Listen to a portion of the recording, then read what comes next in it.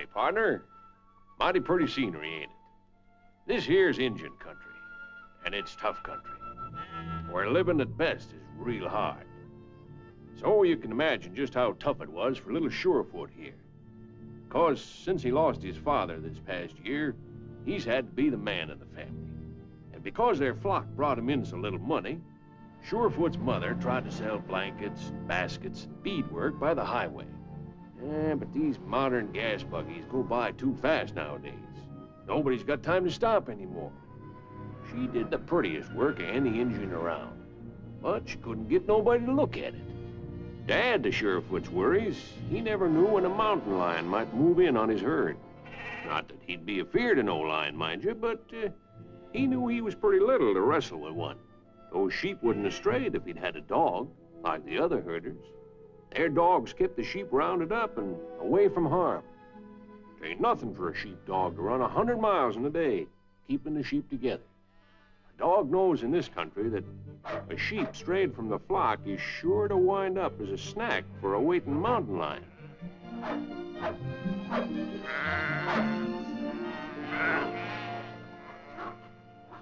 One day, when his mother was sitting under the squaw cooler, Surefoot came in. He'd found himself a sheepdog at last. But his mother said he couldn't keep it. They already had enough mouths to feed. Nope, Surefoot would just have to find the pup another home. Well, if he had to give up the pup, at least he knew who he'd give it to. He'd give it to his friend Marvin Glenn, the best mountain lion hunter in all Arizona. At first, Glenn said, "Nah, I don't need no more dogs." But I guess a closer look at little Surefoot told him how things was, 'cause he soon found himself saying, "Sure, pup looks like the makings of a great lion dog." Glenn told the kid he'd give the pup a good home, and maybe he could return the favor and do something for him someday. Sometimes, when you're only 5, it's hard to remember that you're supposed to be a man. And at this point, you wouldn't think things could have got any worse. But they did. A lion did move into Surefoot's herd. And little Surefoot wasn't scared. But there wasn't too much he could do against that lion's boldness, except round up the rest of the sheep as quick as he could. Soon as he got them all in the safety of the corral, he'd make trouble for that lion. He'd send word to his friend, the lion hunter, and then Mr. Lion, watch out.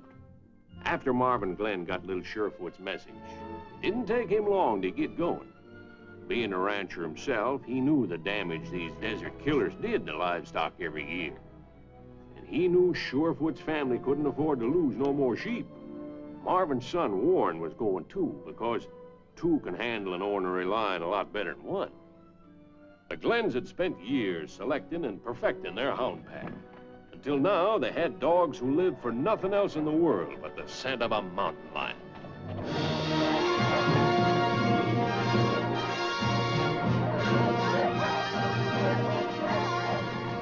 In lion hunting, you don't sit in a blind and wait for him to fly over.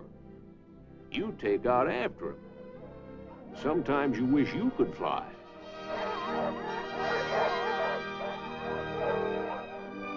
Well, after they reached the top of the mesa, Marvin and a couple of the hounds had a war party and laid some plans. He and his dogs had hunted together so much that man and hound seemed to know what each other was thinking. Just look at that.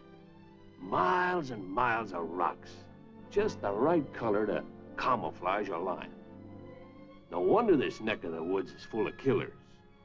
And no wonder there are so few good lion hunters. Well, after a good look around, Marvin started back down the canyon to meet Warren with the horses. By nighttime, he had that lion pretty well figured out. He's doubled back on his tracks to fool the hounds, he told Warren. But I don't think he's going to fool us. He's probably in sight of this fire right now. First thing next morning, they found a lot of fresh scent not too far off. Marvin couldn't figure out why the lion had stayed around, instead of putting distance between himself and the hounds. But it wasn't long before the mystery was cleared up. The lion had found a strayed steer and couldn't resist gorging himself on a nice steak dinner. But then, greed has been the undoing of many an animal. And human. That steer meat meant nothing to them hounds. All they cared about was the lion scent. The hounds knew they was closing in. The lion made plans to take cover. But it's hard to run far on a full stomach. The best he could do was a nearby tree.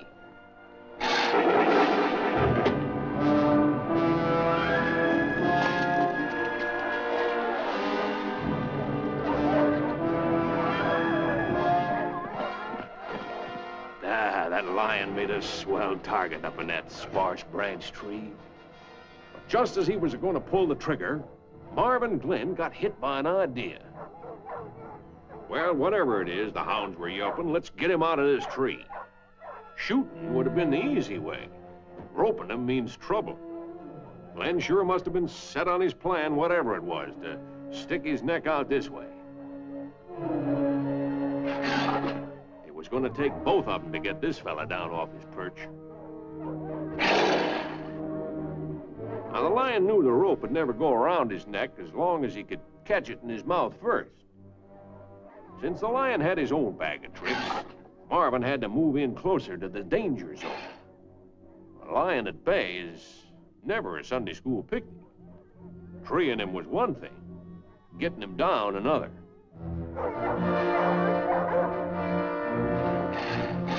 Marvin made a good shot and collared the varmint. But even with a rope around his neck, the lion was going to make him work to pull him down.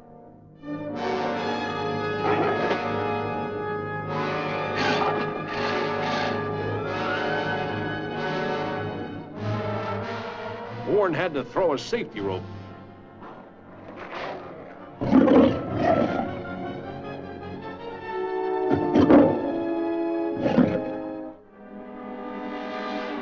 He had to work fast or the lion was going to chew that rope in two. Warren's hands were getting numb.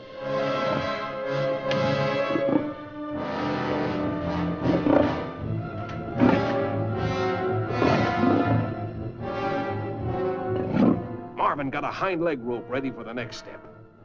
The lion had already left his mark on Marvin's jaw. The worst was over now. It was just a question of doing a firm job on the tying, including a stick between them teeth to keep him from ripping man and horse apart.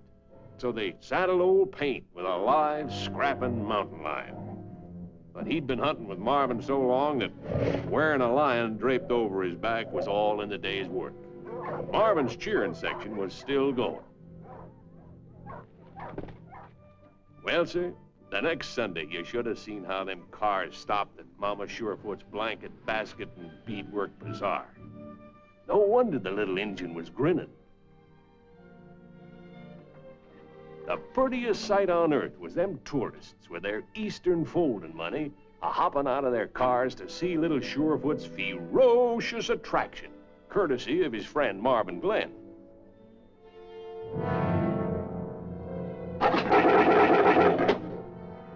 And once they stopped to see the wild lion, Surefoot's mama didn't have any trouble at all selling things to him.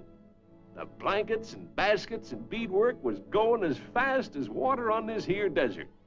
So it just goes to show that there's more than one way to skin a cat. Or maybe sometimes it's a whole lot smarter to leave the skin on. Ain't that right, Surefoot? Huh?